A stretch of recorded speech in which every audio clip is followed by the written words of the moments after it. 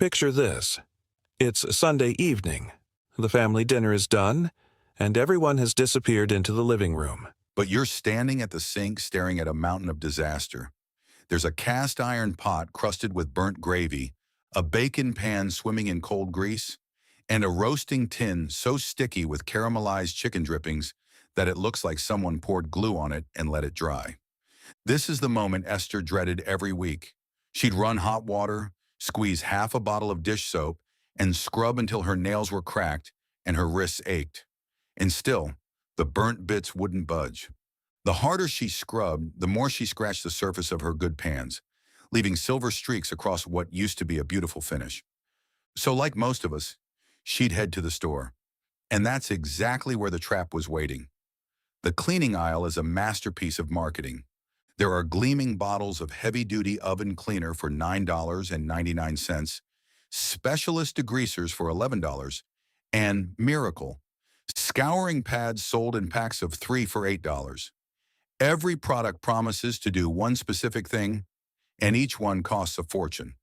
The labels are covered in dramatic words: industrial strength, deep clean formula, professional grade. But here's the ugly truth hiding behind those beautiful bottles. You are paying premium prices for chemistry that costs pennies to replicate at home. The average household, without even realizing it, spends between $40 and $50 every single year on specialized kitchen cleaners. Money that quietly vanishes, product by product, trip by trip. Not everyone fell for the marketing. In Lancaster County, Pennsylvania, there lives a community that has quietly refused to be impressed by supermarket shelves. Elias Yoder is an Amish farmer, a man whose kitchen has never seen a branded degreaser, whose sink has never held an overpriced scrubbing pad, and whose pots shine just as brightly today as they did 30 years ago.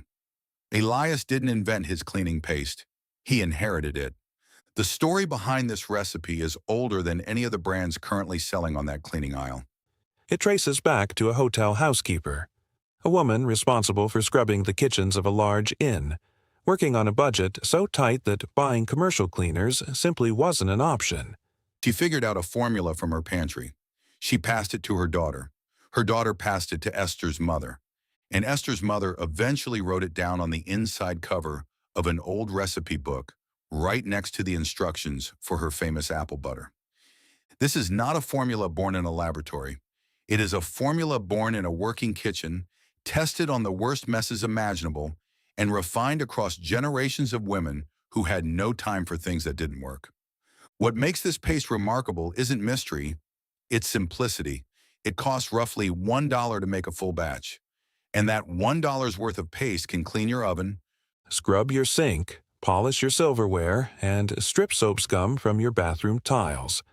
It does the job of every product in that $40 cleaning arsenal without a single drop of artificial fragrance or a single chemical you can't pronounce. Before you make this paste, it helps to understand why it works. Every cleaning product, no matter how fancy the bottle, does one of 4 jobs. It breaks down grease, it lifts dirt off the surface, it provides a gentle abrasive action to scrub without scratching, and it rinses clean without leaving residue. The Miracle Paste does all 4, using 4 ingredients you almost certainly already have at home. The first ingredient is dish detergent. Detergent is a surfactant, meaning it has a special molecular structure. One end is attracted to water, and the other end is attracted to grease. When you apply it, it grabs onto oil and fat molecules and pulls them away from the surface, suspending them in water so they can be rinsed away. This is the core cleaning engine of the paste. The second ingredient is ordinary table salt.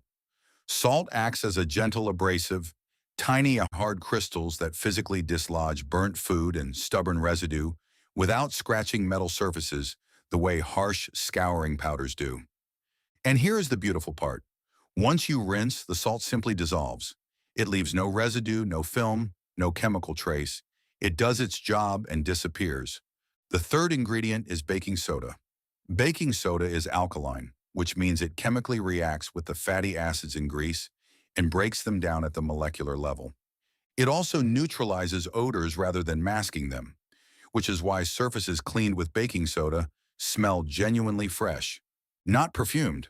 Combined with the detergent, It creates a 1-2 punch that can tackle even heavily carbonized grease. The fourth ingredient is hot water, the simplest of all. Hot water activates the other ingredients, keeps the paste spreadable, and accelerates the chemical reactions happening at the surface. Now, before you mix anything, there is one warning so important it must be said clearly. Never combine this paste with bleach. Bleach reacts with the compounds in detergent to produce chlorine gas, a toxic substance that can cause serious respiratory damage or worse. This is not a minor caution. This is the one rule you must not forget. If you use bleach anywhere in your kitchen, make sure surfaces are fully rinsed before applying this paste. Making the paste is straightforward. Combine 1 cup of dish detergent with 1 cup of hot water. Add 2 tablespoons of salt and 1 tablespoon of baking soda. Stir slowly and gently. The goal is to combine everything without creating excessive foam. The result should be a thick, slightly grainy liquid, somewhere between a gel and a loose paste. You can store it in a jar with a lid for several weeks. Now here is where it gets impressive. This single mixture replaces an entire shelf of products. First, for burnt pots and pans, apply the paste generously to the affected surface and let it sit for 15 minutes. The baking soda and detergent work together to loosen the carbonized food while you do something else entirely. After 15 minutes, a gentle scrub with a non-scratch pad removes what hours of elbow grease couldn't touch. Second, for bacon pans and greasy roasting tins, the same method applies. The surfactant in the detergent cuts through cold, congealed fat in minutes. Pans that used to require soaking overnight come clean in one go. Third, for stainless steel and porcelain sinks, apply the paste, scrub in circular motions, and rinse. The salt removes water stains and light mineral deposits, while the baking soda restores the original brightness of the surface. Fourth, for stovetop surfaces and kitchen backsplashes covered in cooking splatter, apply the paste and let it sit for 5 minutes before wiping. It lifts baked-on grease without damaging the finish underneath. Fifth, for the inside of the microwave, apply the paste to a damp cloth, wipe the interior walls, and let it sit for 3 minutes. The odors neutralize, the splatter softens, and everything wipes clean with almost no effort. Sixth, for plastic containers stained orange from tomato-based curries and sauces, the baking soda and detergent combination breaks down the pigment compounds that bond to plastic. A gentle scrub restores the container to near original condition. Seventh, and this one surprises people, for tarnished silver cutlery and serving pieces, apply a small amount of paste, rub gently with a soft cloth, and rinse. The mild abrasive action of the salt buffs away the dark tarnished layer, while the detergent removes any oils from handling. The result is a shine that rivals commercial silver polish at a fraction of the cost. Eighth, for bathroom tiles and bathtubs coated in soap scum, apply the paste and let it sit for 10 minutes. Soap scum is essentially a combination of soap residue and hard water minerals. The alkaline baking soda softens the mineral, bonds while the detergent lifts the soap layer. It scrubs away cleanly and leaves the surface bright. Here is the question worth asking. If this paste works so well and costs almost nothing, why doesn't anyone sell it? The answer is simple and a little uncomfortable. There is no profit in it. A company cannot build a brand around a formula made of detergent, salt, baking soda, and water. They cannot patent it. They cannot create a loyalty program around it. They cannot charge you $11 for a bottle of it without you laughing and walking away. So instead, they sell you fragmentation. They create one product for your oven, another for your sink, another for your stainless steel, another for your bathroom. Each product is slightly different. A different fragrance, a different color, a different specialized claim. And each one costs between $8 and $12. You buy them all because you believe you need them all. The money adds up quietly and the cleaning aisle grows longer every year. The knowledge in this paste was never advertised. It didn't travel through television commercials or magazine spreads. It traveled through kitchens, from the hands of one woman to the hands of another, spoken out loud over sinks and stove tops, written in the margins of recipe books, passed down as quietly and practically as any other skill worth keeping. This is what Elias Yoder calls working hands knowledge, the kind of wisdom that only exists because someone used it, proved it worked, and thought it was worth sharing. That tradition of sharing is part of what makes it valuable. Not just the formula, but the mindset behind it. That you don't need to buy a solution to every problem. That your kitchen already contains more power than any aisle in any store. And that the people who figured this out before us were not primitive. They were practical. If you have your own family recipe, a grandmother's cleaning trick, a great uncle's method for keeping cast iron perfect, a passed down approach to something, the stores have since tried to commercialize. Write it down, share it. The knowledge that lives only in one person's memory is always one generation away from being lost forever. And when you're ready for the next step in this direction, consider making your own bar soap at home. The ingredients are simple, the process is satisfying, and the result is a product far better than anything wrapped in plastic on a shelf. One paste leads to another. One small act of self-reliance opens the door to the next. The $40 stays in your pocket. The clean kitchen stays exactly as it was. And the only thing that changes is that you know something now that the cleaning aisle hoped you never would. Most people never read the ingredient label on their cleaning products, and honestly, the manufacturers are counting on that.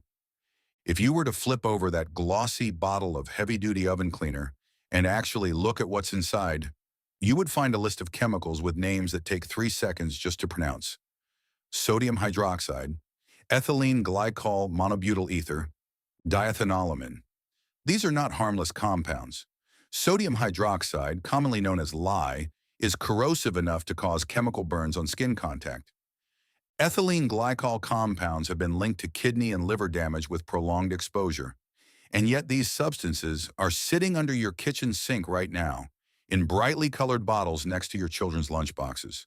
The cleaning industry is one of the least regulated consumer product categories in existence. In many countries, manufacturers are not legally required to disclose every ingredient in a cleaning product. They can label something as containing a proprietary fragrance blend without ever telling you that blend contains dozens of synthetic chemicals, some of which are known allergens and hormone disruptors. The fresh lemon scent that makes you feel like your kitchen is clean? That's not lemon. That's a synthetic compound designed in a laboratory to trigger a psychological association with cleanliness, because the actual product smells like industrial solvent. There's also the environmental cost that never shows up on the price tag. Every time you rinse one of these products down the drain, those chemical compounds enter the water system. Many of them are not fully filtered out by standard water treatment plants. Phosphates, once common in dishwashing detergents, caused massive algae blooms in lakes and rivers for decades before regulations finally caught up. The industry adapted by replacing phosphates with other compounds, some of which carry their own environmental concerns. The cycle continues because profit moves faster than regulation. The Amish miracle paste, by contrast, contains nothing that isn't already in your food. Dish detergent, which you're already using anyway, is the most complex ingredient in the recipe, and even that is dramatically milder than the specialist cleaners it replaces. Salt is salt. Baking soda is baking soda. You could eat every ingredient in this paste, and while it wouldn't taste particularly good, it would not harm you. That's a standard that not one single product on the commercial cleaning aisle can honestly claim to meet. This is not about being extreme or anti-technology. It's about being informed. When you understand what you're buying and why, when you see through the marketing language and look at what is actually doing the cleaning work, the choice becomes obvious. You are not giving something up by switching to this paste. You are gaining something back. Control over what comes into your home, certainty about what touches your family's dishes and surfaces, and the quiet satisfaction of not being fooled by a label. Once you make the paste and use it for the first time, something shifts. It's not just the clean pan sitting on your counter or the money still in your wallet. It's the realization that if this worked, what else have you been overpaying for? That question, once it enters your mind, tends not to leave quietly. The miracle paste is really just the beginning of a much larger idea, that the modern consumer lifestyle has systematically convinced us to outsource knowledge we use to carry ourselves. 100 years ago, every household knew how to make soap, preserve food, treat minor ailments with pantry ingredients, and maintain the things they owned rather than replace them. That knowledge wasn't considered remarkable. It was just considered basic. Somewhere between then and now, corporations realized that ignorance was profitable. If you don't know how to make soap, you buy soap. If you don't know how to clean a pan, you buy a cleaner for every kind of pan. If you don't know how to preserve food, you buy processed food with a long shelf life. The less you know, the more you spend. This was not an accident. Reclaiming that knowledge, one recipe at a time, is an act of genuine independence. Start with the paste. Once you've mastered it, learn to make a basic all-purpose spray using white vinegar, water, and a few drops of tea tree oil. Effective against bacteria, safe on almost every surface, and costs less than 10 cents per bottle. Then learn to make your own laundry detergent from washing soda, borax, and grated bar soap. A batch that costs under $5 and lasts for months. Then learn to make the bar soap itself, a process that requires only lye, water, and a base oil like coconut or olive, and produces a product that is gentler on skin and the environment than anything sold in a plastic wrapper. None of these things are difficult. None of them require special equipment or unusual skill. They require only what generations before us always had: the willingness to learn something and someone willing to teach it. That's exactly the role Elias Yoder plays in this story. Not an expert, not a guru, just a man who learned from the people before him and understood that the knowledge was worth passing on. There is a ripple effect to all of this that goes beyond your kitchen budget. When you stop buying products you don't need, you reduce plastic waste, those cleaning bottles that pile up under the sink and eventually end up in a landfill. You reduce your exposure to synthetic chemicals. You reduce the financial pressure of a household that always seems to need one more thing from the store. And perhaps most importantly, you begin to develop a different relationship with your home. One where you understand how things work, where problems have solutions you can make yourself, and where the answer to a dirty pan is not a trip to the store, but a jar sitting quietly on your counter. The $1 paste didn't just save Esther $40 a year. It changed the way she thought about her kitchen, her budget, and what she actually needed to live well. And that shift, that small, quiet revolution that happens when you realize you know more than you thought you did, is worth considerably more than any product on any shelf. It always has been. The Amish just never forgot it.